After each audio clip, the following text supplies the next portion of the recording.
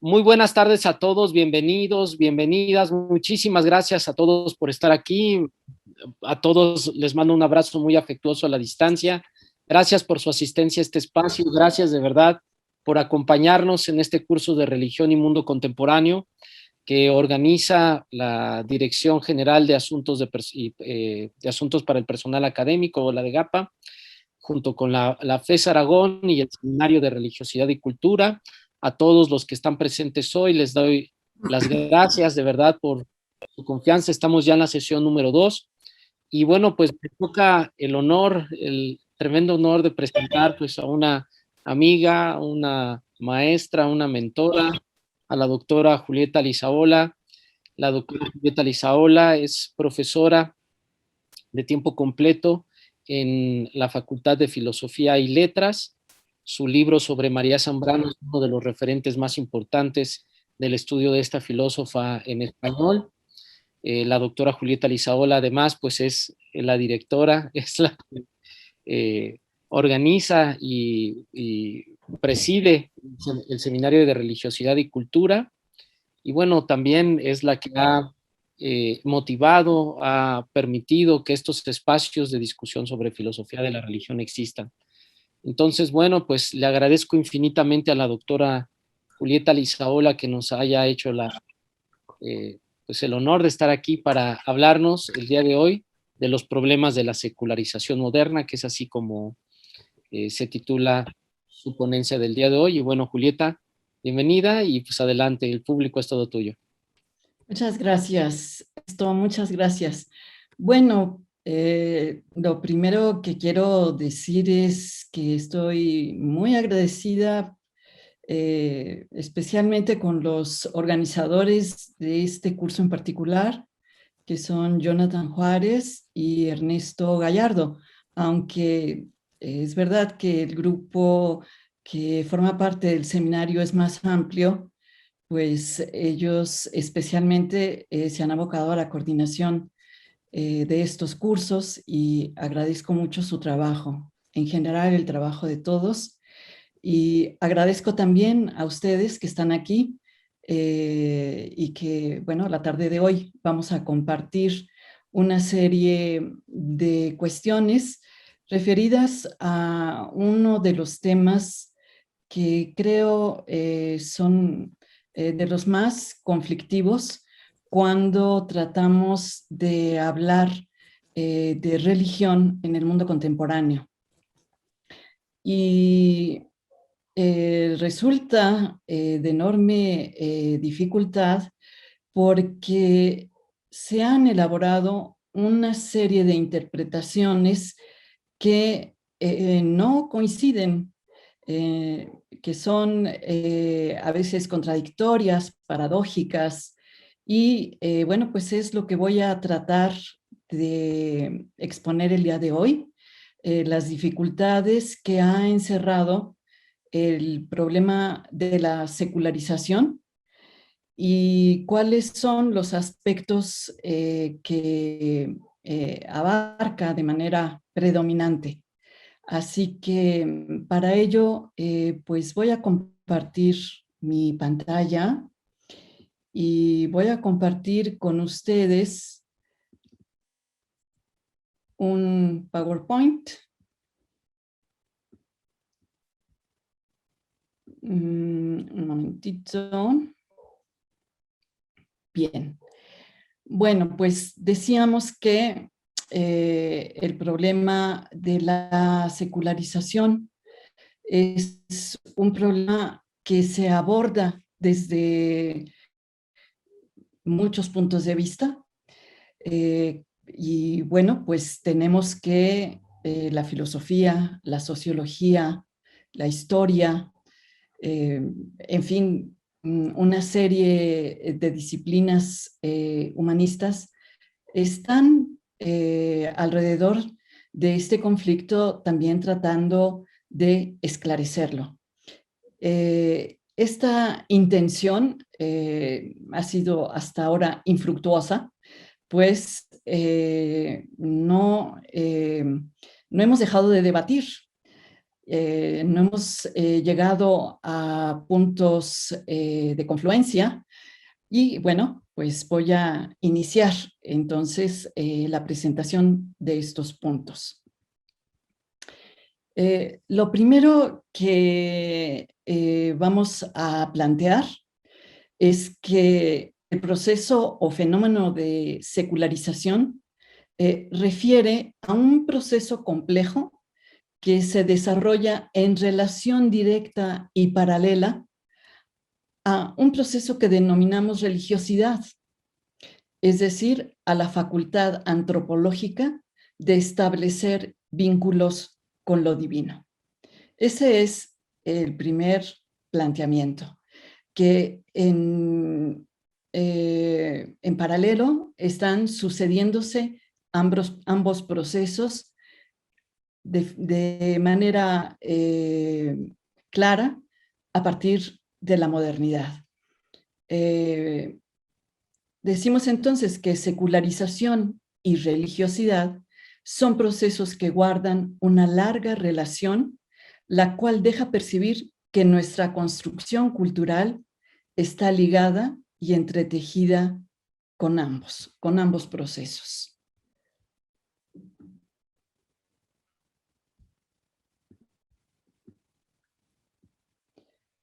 Es que no veo, tengo que quitar esto.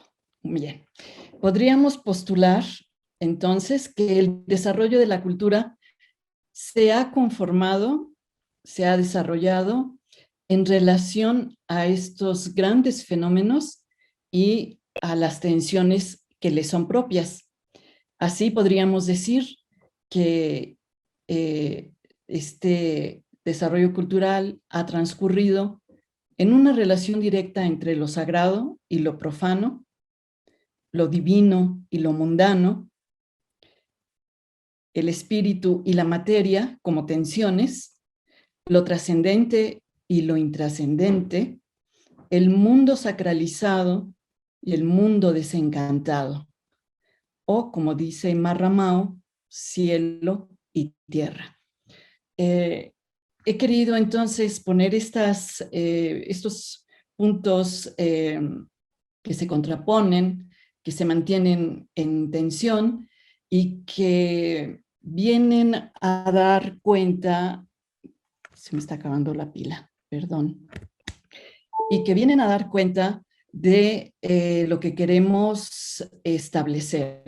Es decir, que no podemos hablar de un proceso de religiosidad continua, permanente, sin fisuras, o de un proceso de secularización que, una vez iniciado, también deja de ofrecer puntos de ruptura, de quiebre, y por el contrario, lo que estamos queriendo señalar es que entre ambos puntos de vista, entre ambas concepciones, entre ambas posturas, hay una continua y hasta ahora insalvable tensión y confrontación.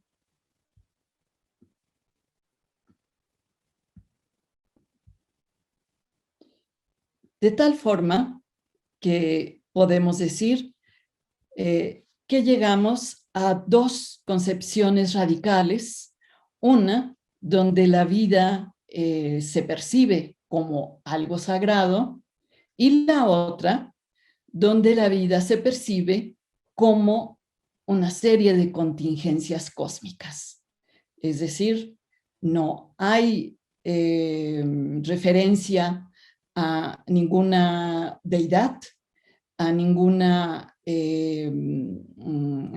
ente que haya creado el mundo o el cosmos, o que guarde una relación con el hombre o con la vida, y que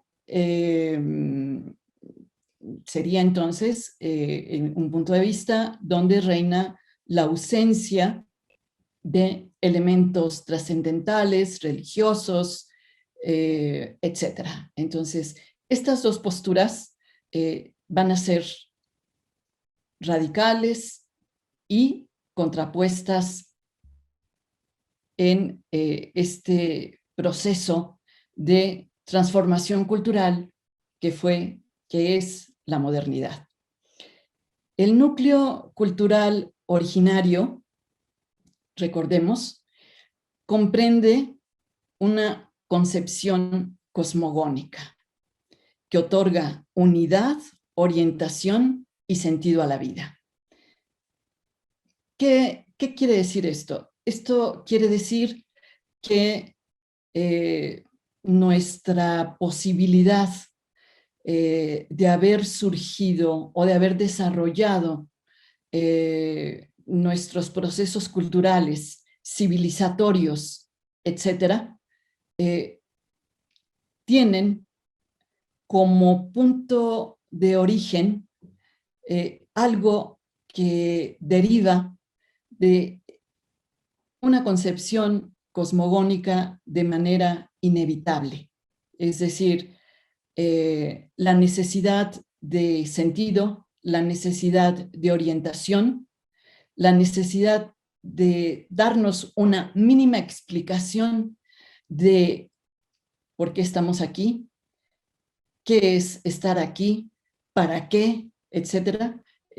Las preguntas perennes tienen diferentes respuestas, diferentes formas de abordarlo, pero lo que podemos decir es que todas ellas forman diferentes concepciones cosmogónicas, diferentes concepciones del cosmos y del sentido de la vida humana.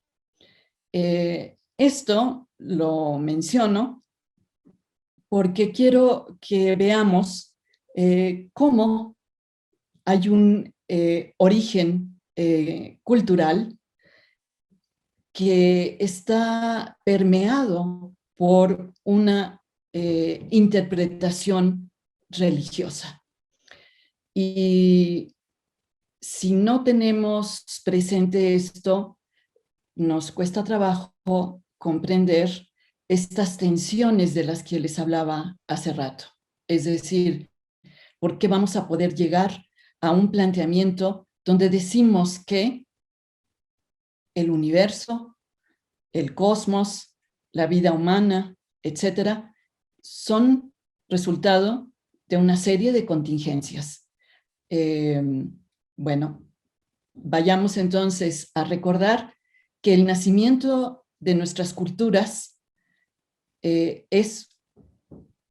participa, se compone de elementos religiosos. Decimos entonces que el origen es mitopoético y une elementos sacralizados que dan posibilidad a la construcción del mundo. Es decir, el origen lo hemos alcanzado a elaborar como una narración mítica, una narración poética, y observamos que las grandes culturas antiguas ofrecen estas interpretaciones, y que estas interpretaciones son a su vez elementos fundacionales para poder establecer su orientación y su sentido de vida. Bien, de estos elementos cabe destacar los que son propios de la naturaleza, como la conformación del universo, y como decía o interpretaba Aristóteles, en un mundo sublunar y en el mundo supralunar, es decir, los cuerpos celestes y los cuerpos terrestres. Los segundos elementos que queremos referir son las mediaciones que hemos elaborado para establecer la realización, la relación con la naturaleza. La mediación simbólica por excelencia que ha sido alcanzada a través de la palabra y su acción. Es decir, nombramos, narramos, poetizamos. O, en pocas palabras, fundamentamos. Este ejercicio, este desarrollo, repito, parece imprescindible y da lugar a las grandes culturas que hemos conocido. Bien, la construcción entonces originaria del mundo o de todos los mundos es religiosa y poética. Son fruto estas interpretaciones de experiencias anímicas marcadas por la necesidad de orientación y de sentido. Interpretaciones del mundo natural pobladas de dioses y facultades humanas inspiradas por ellos. No solo los cuerpos celestes como el sol, la luna o los planetas, sino también los ríos, las montañas, los árboles, los campos, los bosques, eran seres sacralizados. Recordemos que los planetas eran deidades. Recordemos que cada cultura prevalece algún elemento propio de la naturaleza que a su vez es una deidad. Puede ser la ceiba, puede ser un monte, puede ser un río, etc. Es decir, lugares animados, lugares que contenían la posibilidad de una ánima y esa ánima era o permitía revestirlos de esta sacralidad. Y decimos también que las actividades humanas tenían o recibían ciertas facultades inspiradas también por deidades, como lo podría ser el ejercicio de la palabra o la narración, la elaboración de lo que mencionábamos hace rato, de los diferentes mitos, cuentos, etc. O podría ser el canto, la danza, las artes promovidas por musas, diosas, dioses que animaban a todo ser y sus manifestaciones. Grandes monumentos fundacionales como lo son la Ilíada, la Biblia, el Corán, el Popol Vuh, por mencionar algunos, son considerados revelaciones inspiradas por un espíritu divino. Esto para reiterar la idea de que las construcciones originarias del mundo o de los mundos es religiosa y poética.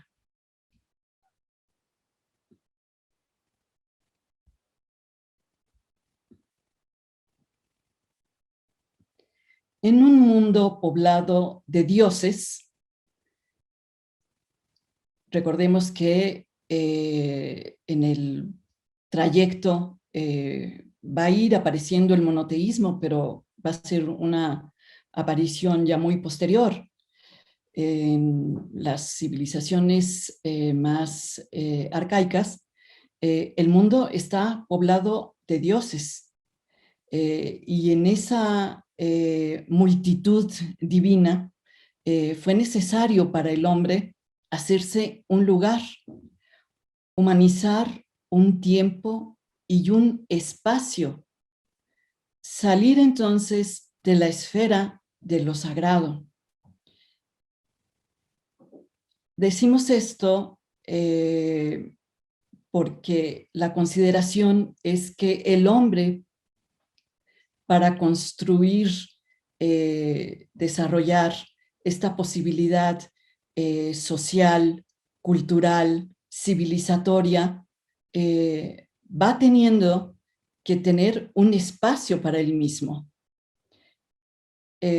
lugar, tiempo para sus actividades, para vivir como hombre.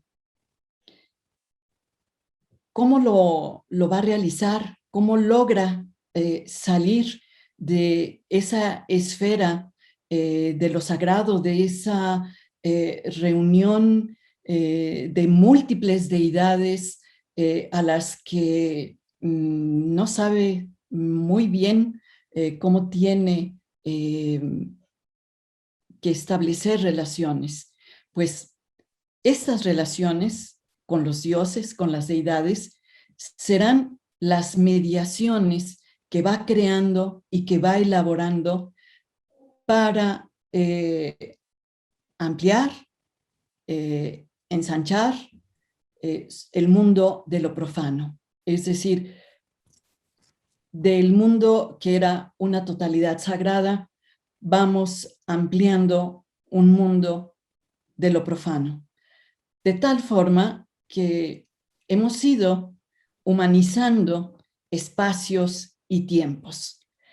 Todo ello a través de mediaciones, de formas de relacionarnos con las deidades que abarcan y comprenden la vida humana en su totalidad.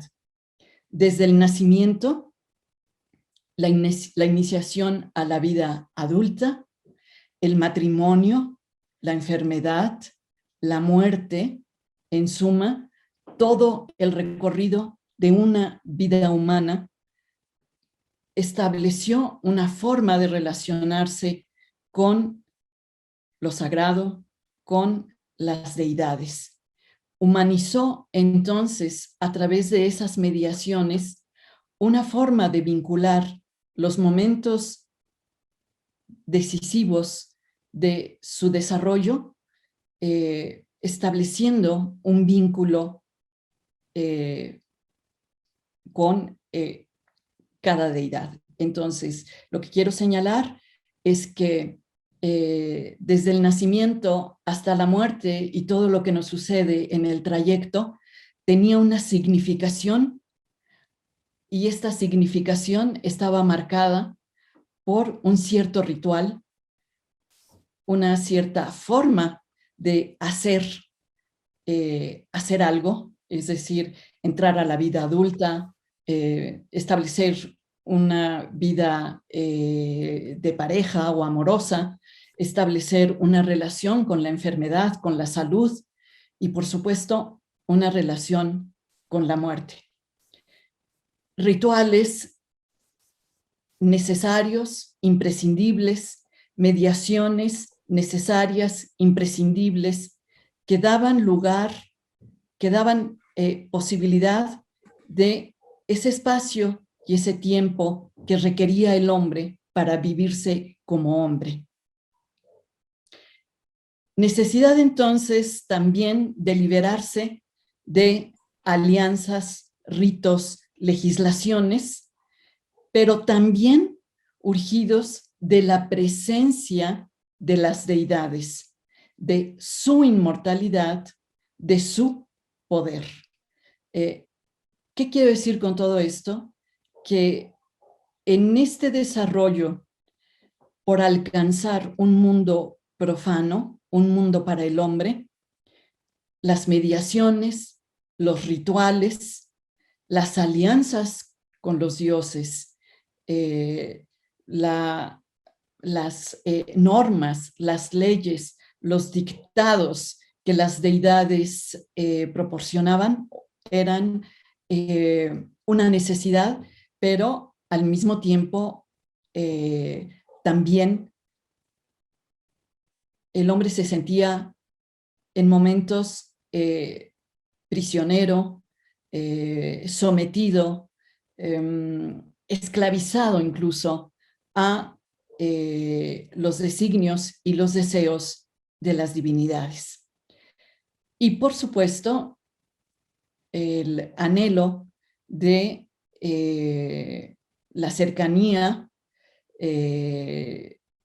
de dos elementos fundamentales del poder divino y de su inmortalidad.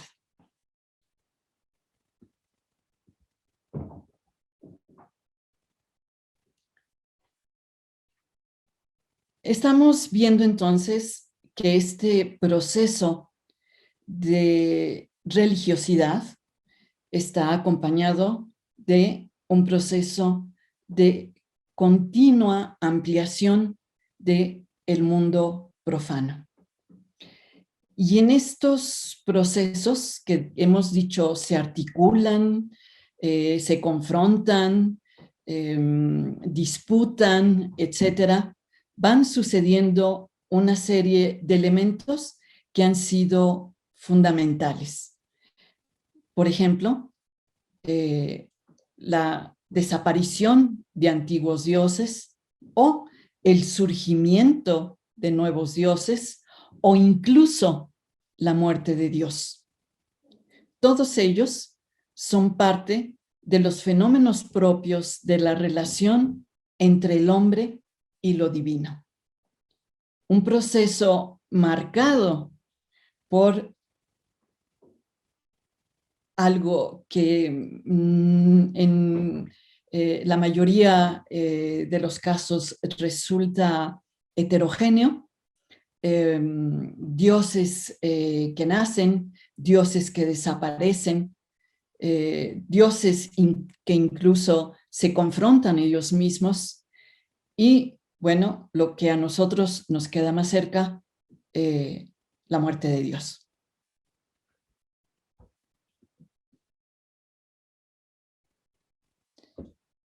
De tal forma que la desaparición, lejanía o ausencia de divinidades no es un fenómeno únicamente moderno. Las civilizaciones antiguas lo experimentaron. O dicho de otra manera, los procesos de secularización son conocidos también desde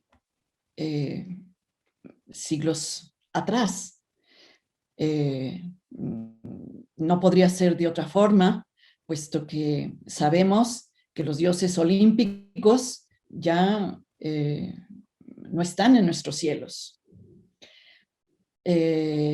O que los dioses prehispánicos se han retirado.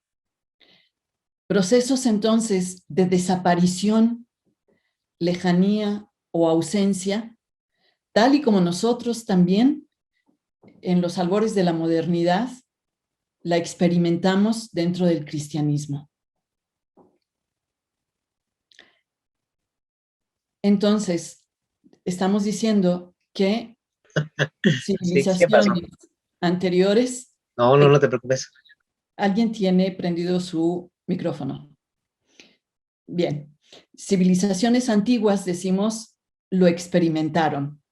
Lo que sí es algo único en la modernidad es la desacralización del universo, de la tierra, de la naturaleza y de la vida humana.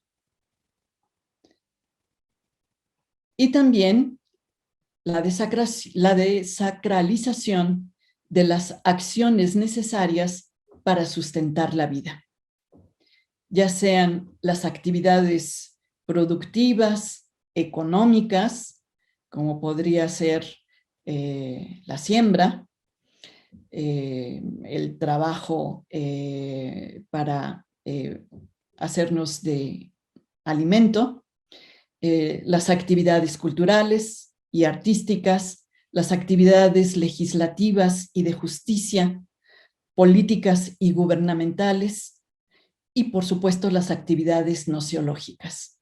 Todas estas actividades que en algún momento tuvieron un halo de sacralidad, nosotros las experimentamos como actividades desposeídas de esa condición.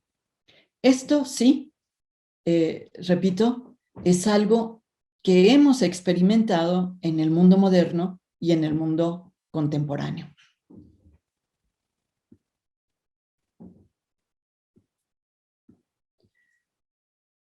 Así que vemos que la serie de cambios que germinan y se suceden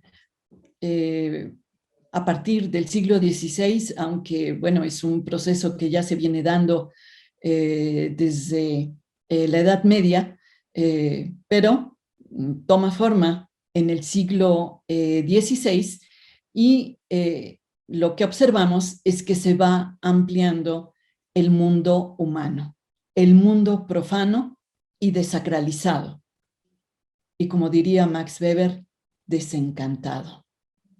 Paulatinamente va conformándose lo que llamamos modernidad y su proceso de secularización.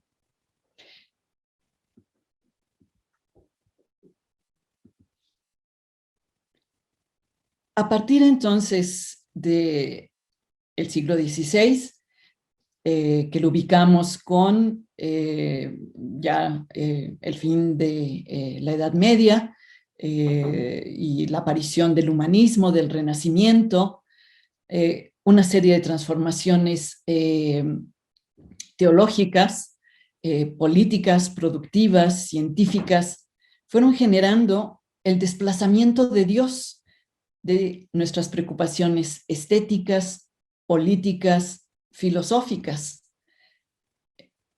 Este desplazamiento va tomando nitidez en el Renacimiento y en su lugar van surgiendo preocupaciones de índole antropológicas, es decir, problematizaciones sobre la centralidad humana, hasta alcanzar la formulación de la autonomía y la mayoría de edad del hombre ilustrado. Como nos recordará Kant, quien considera que se han vuelto los ojos hacia el hombre hasta alcanzar la formulación de la pregunta ¿qué es el hombre? Y las preguntas antropológicas kantianas. Vemos entonces que podemos plantear esquemáticamente dos grandes concepciones contemporáneas que confrontan dos maneras de comprender el mundo. Una, donde Dios o los dioses o la experiencia de lo sagrado le otorgan fundamento. Y la otra, o la número dos, donde la articulación de las contingencias vienen a ser el no fundamento. Esta dicotomía puede plantearse como un esquema teórico y podemos hacer el esquema y observar los elementos que podrían componerlo, pero hay algo que nos lleva a cuestionarnos y la cuestión no puede ser sino preguntarnos si es así nuestra experiencia. Es decir, si para nosotros a veces el mundo está fundado por la experiencia de lo sagrado y las divinidades que de ahí emergen, o el mundo está conformado por el azar cósmico. O sea, tendríamos que preguntarnos si es así como lo estamos viviendo o si este esquema no funciona más que como esquema teórico.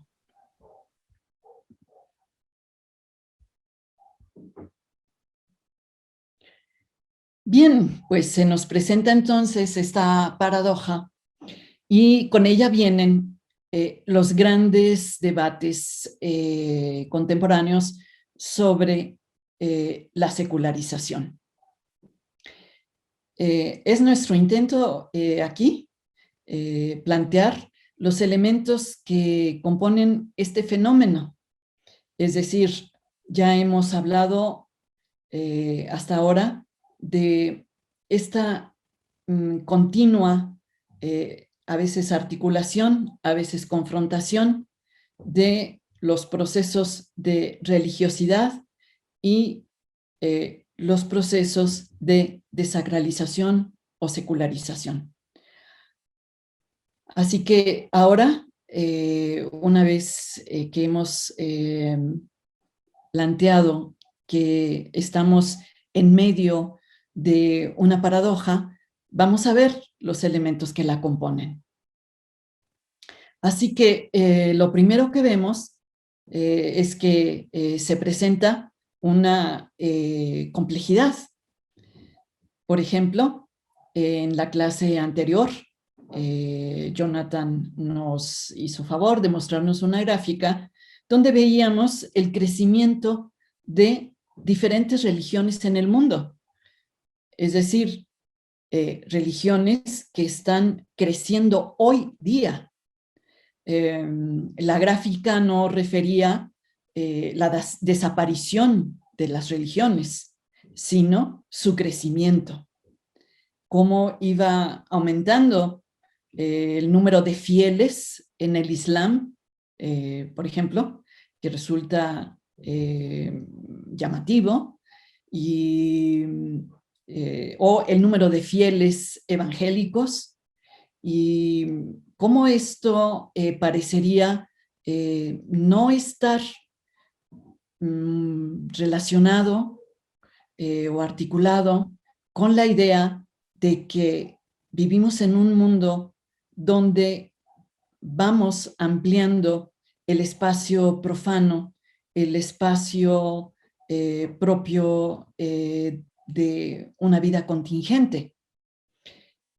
Pero también, y al mismo tiempo, podemos escuchar con toda naturalidad que ya no tenemos prejuicios religiosos, que nos hemos alejado de toda superstición y que la sociedad contemporánea está regida por la ciencia, por la técnica y alejada del todo de los principios religiosos. Lo podemos experimentar, es decir, en nuestra vida cotidiana podemos plantear que las religiones están creciendo, que el número de fieles está influyendo en la vida política, como decíamos la clase anterior, o también decir que no hay posibilidad de que el universo haya sido creado por ninguna voluntad trascendente, sino que ha sido un continuo transformarse de la materia.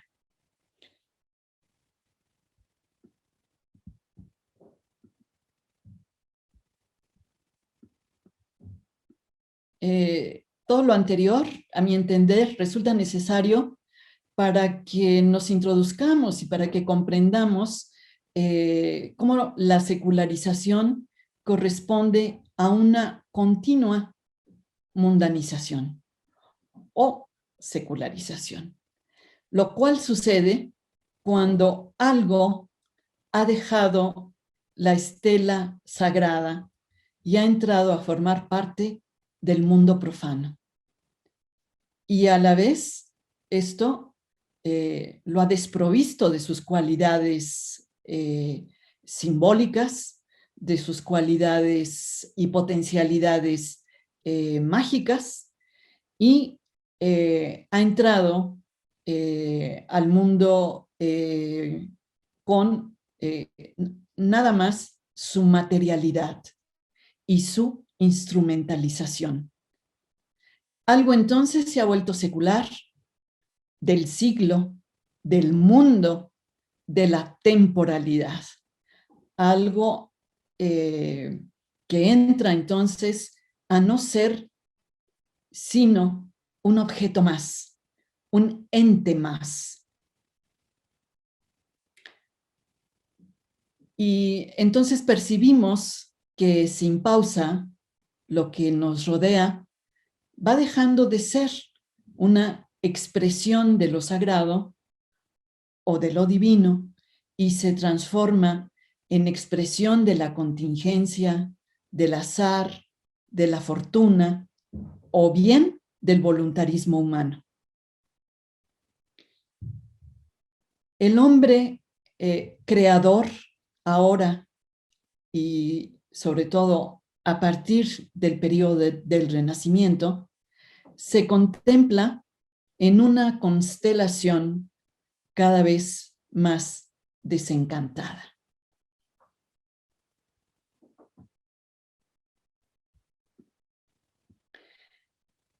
Decimos que vivimos en un mundo desencantado y valdría la pena para ahondar en este argumento, ver algunos ejemplos.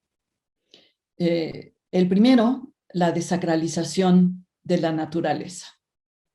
La ausencia de su halo sagrado permite que se talen árboles sagrados, se desvíen ríos sagrados, se abran minas en montañas sagradas y también que todo elemento sea considerado un insumo para la producción del capital.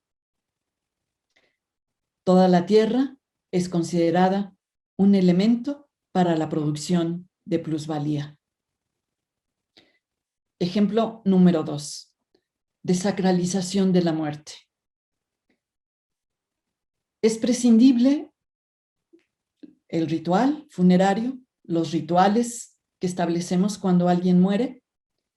Es prescindible otorgar el sacramento de la extrema unción o diferentes formas de honrar al fallecido. Se habla de estas formas de velar a nuestros muertos de una manera económica, donde las funerarias son prácticamente las que se hacen cargo de todo el proceso de preparación del cuerpo y los deudos, si tienen alguna última relación con el fallecido, pues es verlo a través de un cristal y se considera que, perdón, es que hay un mosco por aquí revoloteando, y se considera que el proceso de preparación del cuerpo para la sepultura o, en fin, para el proceso que cada cultura establezca, pues en la nuestra se habla de un ocultamiento, del ocultamiento del cadáver, del ocultamiento de lo que implica la observación o la cercanía del cadáver. Ejemplo número 3, la desacralización del poder político. Es decir, la asunción al poder político de un príncipe o de un rey hasta pues todavía no sé, siglo XIV, siglo XV, requería de ser ungido, ser sacralizado. Eso había generado una serie de enormes conflictos, pues era una disputa también continua de quién otorgaba a quién la investidura de poder. Pero bueno, a fin de cuentas, la sacralización del rey o del príncipe, pues tenía que venir de parte del sacerdote, de la iglesia, de aquel que era el depositario de la representación religiosa. Las formas de autoridad y de legitimación también se han transformado. La autoridad estaba ligada al poder divino. No había más autoridad que la autoridad divina. Y de esa divinidad, de ese poder divino, derivaba la legitimación. Si estamos en un mundo desacralizado, ¿qué pasa si ya no ungimos a los reyes, si ya no ungimos a los príncipes? ¿Qué pasa con la autoridad? ¿Qué pasa con la legitimación? ¿Cómo podemos considerar que alguien puede ser autoridad? El poder político ya no proviene de Dios, sino de la voluntad del pueblo, en el mejor de los casos, o del nuevo tirano en el peor. Es decir, no proviene de Dios, es un asunto que compete tan solo a los seres humanos y se van estableciendo una serie de formas para alcanzar estos pactos, estos contratos de organización del poder político. El último ejemplo es la desacralización de las festividades. Es decir, el tiempo y el espacio han entrado en una uniformidad. Ya no son necesarios los dinteles que separan los espacios sagrados de los espacios profanos, como lo eran los atrios de los templos. Tampoco hay festividades que encaucen nuestra temporalidad. No hay sino tiempos profanos, uniformes, es decir, tiempos modernos. Las festividades religiosas marcaban con una continuidad de rituales precisamente esta transformación y este continuo marcar la heterogeneidad de los tiempos o del tiempo, y se pasaba de un tiempo a otro, y esto regulaba la posibilidad de pues vivir una temporalidad con un cierto ritmo y las temporalidades con unas ciertas limitaciones y aperturas. Por el contrario, sin fiestas religiosas, lo que nosotros vivimos, pues más bien son como fiestas mercantiles. No hay en realidad esta idea de que hay días especiales para, como se decía antes, para guardar o para guardarse. Bueno, estos ejemplos para apuntalar esta idea de que vivimos en un mundo que ha olvidado o que ha abandonado su condición sagrada y que hemos entrado en un mundo profano y secularizado. Pero la pregunta que surge es cómo explicarnos ese fenómeno que los sociólogos denominan el regreso de las religiones, o el que los filósofos argumenten que la presencia de los elementos teleológicos sigue, permanece, configurando la historia, o que cierta antropología nos diga que el hombre es un homo religiosus. Tenemos entonces, en síntesis, dos concepciones que podemos observar, se debaten por la fundamentación y por la legitimación de cada una de las concepciones mencionadas. Y claro, la pregunta que está en el aire y que está circulando entre todo esto es si vivimos en un mundo secularizado. Es nuestro mundo, nuestra contemporaneidad, un proceso de secularización. Se ha alcanzado, se ha logrado, se podrá alcanzar, no se podrá alcanzar.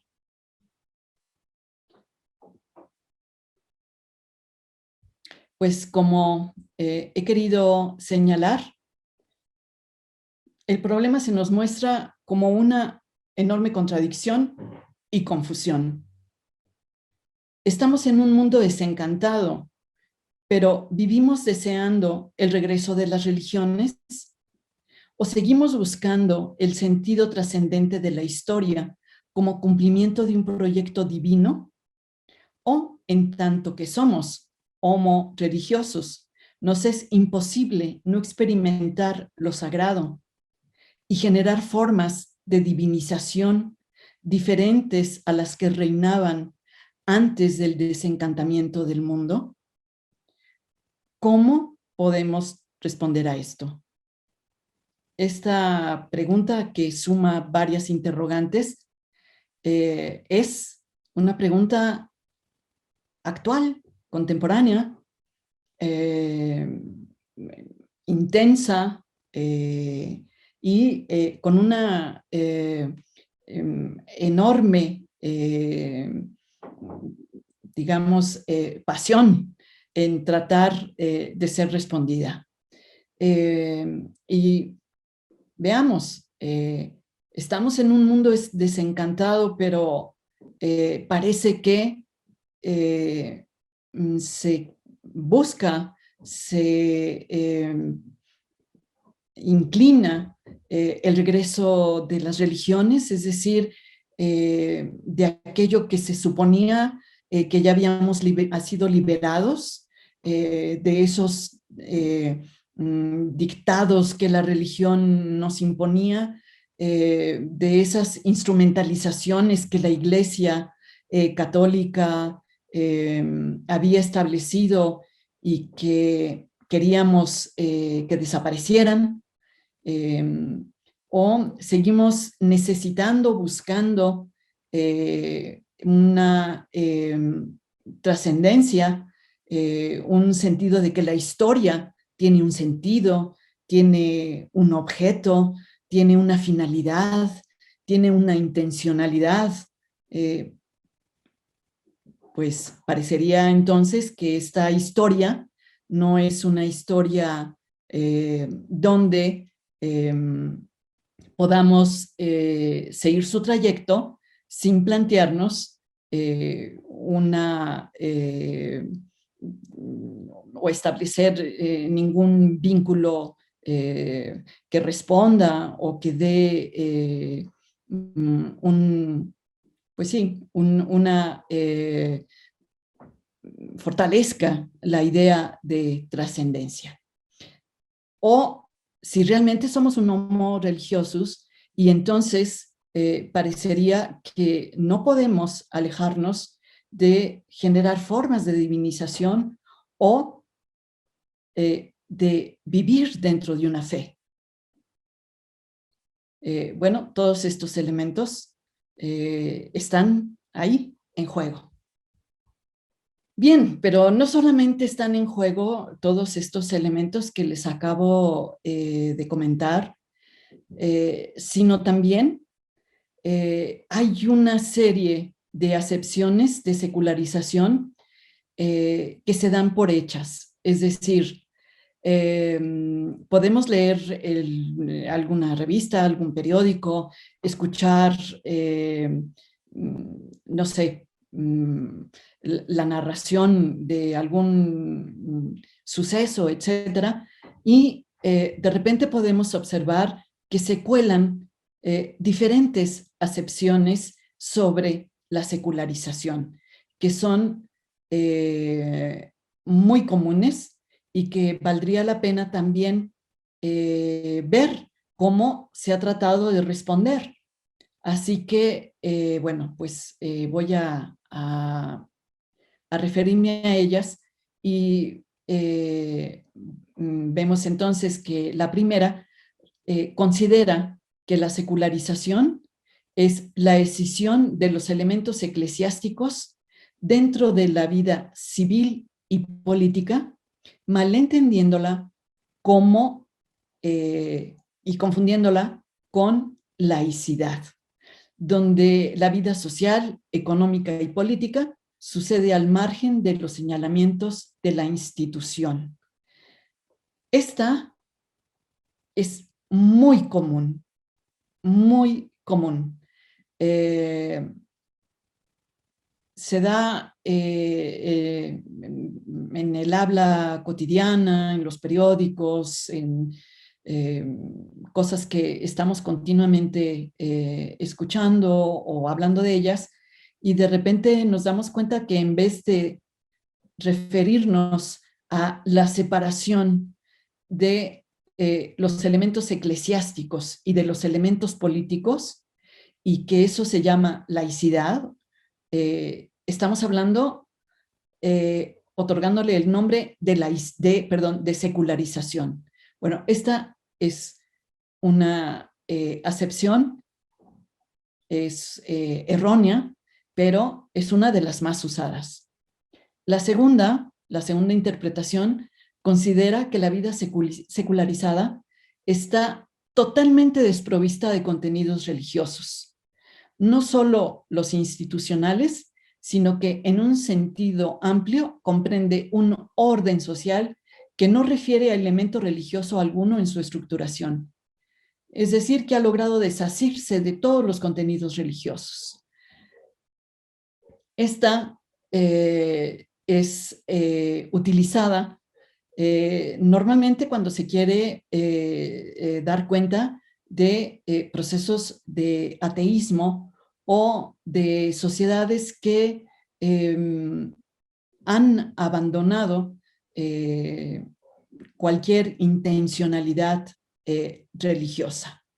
La vamos a retomar más adelante, pero ahora la dejamos también como una de las acepciones más comunes.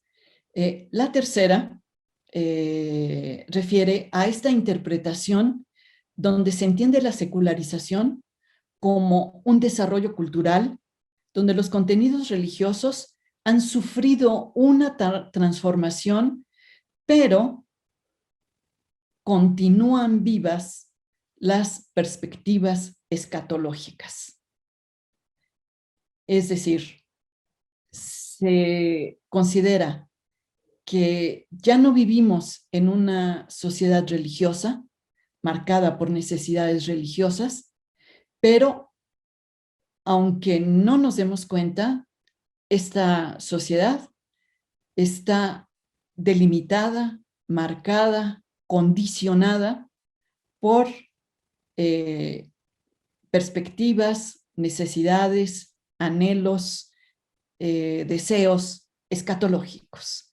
Es decir, imbuidas todavía de un principio religioso y un principio, en nuestro caso, que corresponde al cristianismo.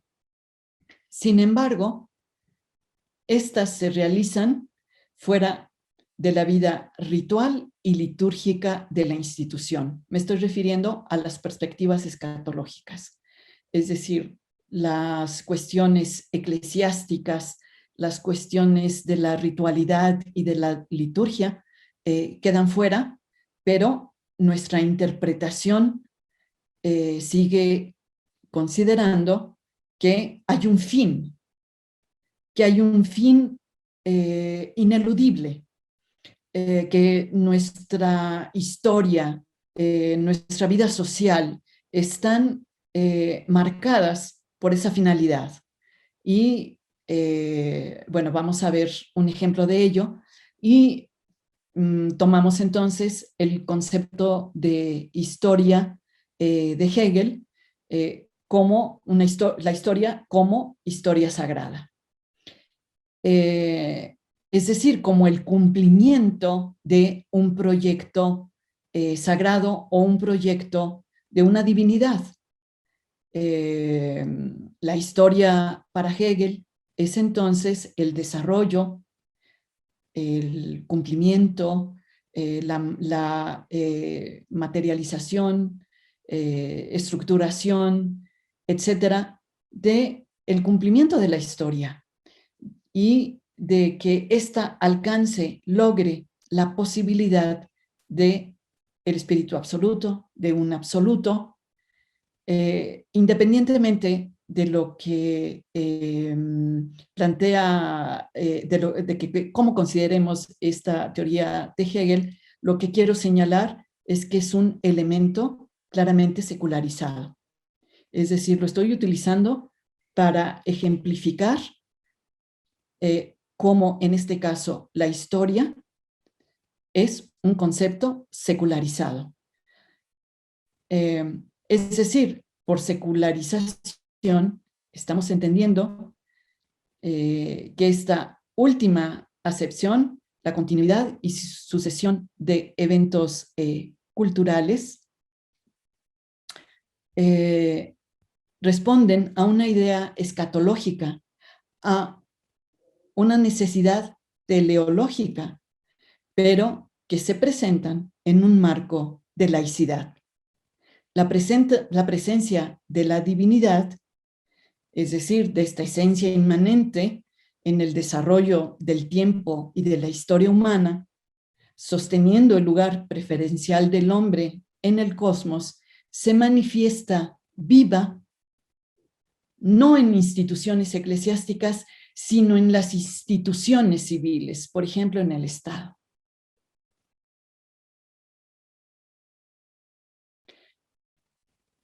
Bien, estas tres acepciones, como les decía, son las que más se utilizan, las más recurrentes, y como ven, no coinciden.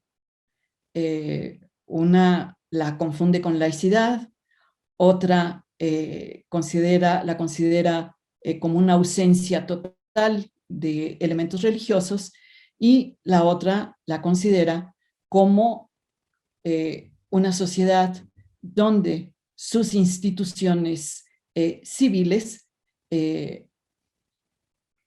mantienen un ideal o un fin trascendente.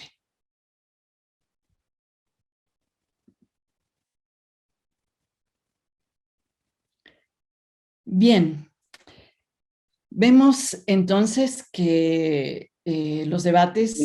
Perdona que te interrumpa, pero son 8:05, entonces si quieres ir cerrando para tener un tiempo para las preguntas, porque yo creo que va a haber bastantes. Muy bien, Vamos. voy a tratar de darme prisa, ya no me voy a detener. Bien, gracias.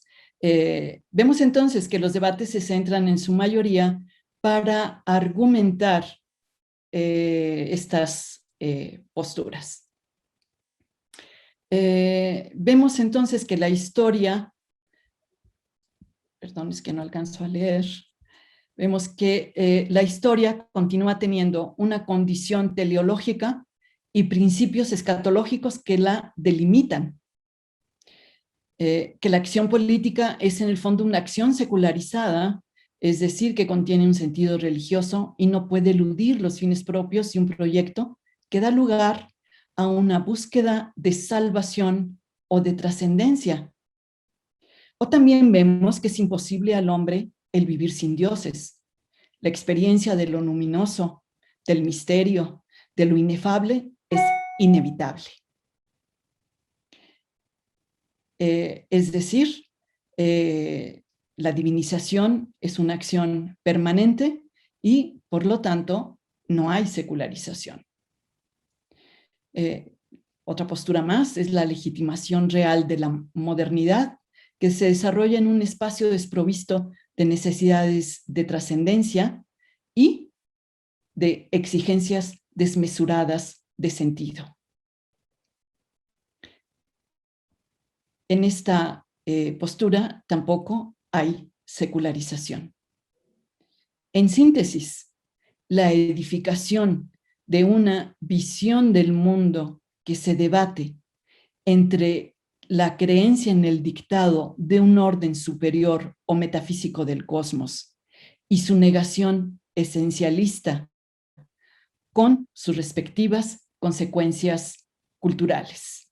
El seguimiento de este debate implica discutir los contenidos de la secularización y sus repercusiones sociales, económicas, políticas, artísticas y éticas.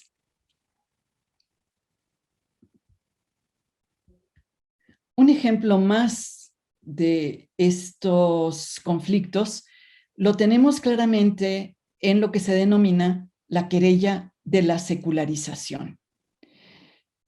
Este es un debate abierto a finales del siglo pasado y se reúnen estas posturas contradictorias y voy a leerlas rápidamente. Uno, que considera que la modernidad es la continuación secularizada del cristianismo. Esto es, las mismas estructuras teleológicas, pero con diferentes contenidos, como el positivismo. Y por ello, regidas por la misma funcionalidad. Dos, refiere a que no hay continuación de sus contenidos ni de sus estructuras y, lo más importante, ni de su funcionalidad, lo cual conduce a considerar que bajo estas premisas no puede haber secularización, pues no hay elementos que pasen de una sacralización a una mundanización. En ese sentido, se niega el proceso de la secularización contemporánea.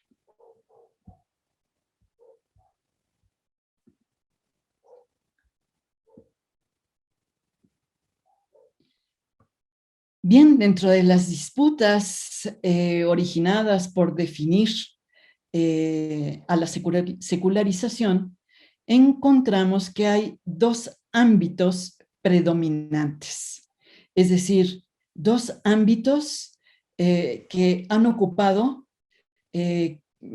ampliamente la discusión sobre este proceso. Y estos ámbitos son, por un lado, el del poder político y el otro es el de la secularización de la naturaleza. El primero, el del poder político, ha generado una gran cantidad de teorizaciones. Es el que quiere dar cuenta del conflicto que ha representado la articulación del poder político y la secularización.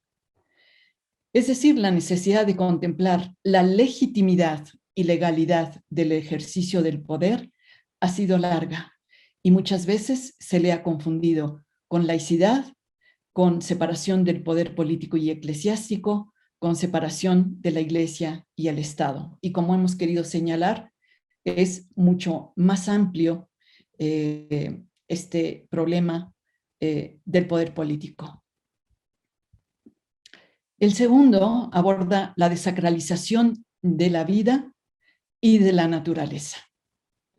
La destrucción que la actividad humana ha generado esclarece que predomina una razón científico-técnica productivista. La manipulación del cuerpo humano, de los animales, de las semillas, abonan la idea de que nada escapa a la razón instrumental, científico y técnica, es decir, a una razón secularizada. Esta última ha propiciado nuevas éticas laicas, secularizadas, que han generado, a su vez, nuevas disciplinas que urgen a la práctica de nuevos comportamientos morales, tales como la bioética, el animalismo, el cultivo urbano, el veganismo, el consumo ecológico, etcétera. Bueno, esta última, la desacralización de la vida y de la naturaleza y su correspondiente secularización, podemos observarla con nitidez en estos elementos. Pero finalmente, como vemos, las paradojas, las aporías, las contradicciones siguen estando sobre la mesa. Gracias.